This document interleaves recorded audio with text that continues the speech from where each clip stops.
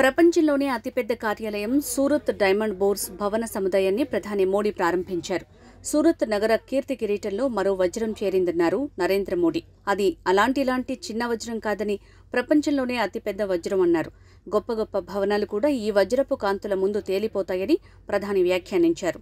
సూరత్ కేంద్రంగా ఉన్న వజ్రాల పరిశ్రమ 8 లక్షల మందికి ఉపాధి కల్పిస్తోందని మోదీ ఈ సందర్భంగా తెలిపారు. సూరత్ డైమండ్ బోర్స్ తో మరో 1,50,000 మందికి ఉపాధి లభిస్తుందన్నారు.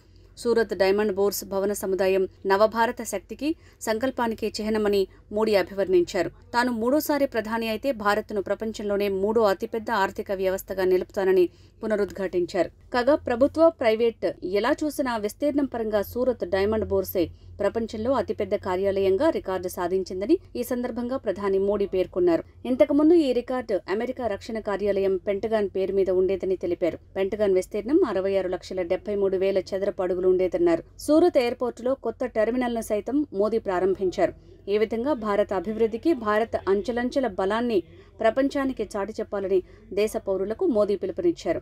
అయితే సూరత్ డైమండ్ బోర్స్ సూరత్ నగరం సమీపంలోని ఖాజోడ్ గ్రామంలో 67 లక్షల చదరపు అడుగుల విస్తీర్ణంలో నిర్మించారు. ఇందులో 9 టవర్లు ఉండగా ఒక్కో టవర్లో 15 అంతస్తులున్నాయి. కేవలం వజ్రాల వ్యాపారుల కోసమే 4,500 ఆఫీసులను ఏర్పాటు చేయడం గమనార్హం.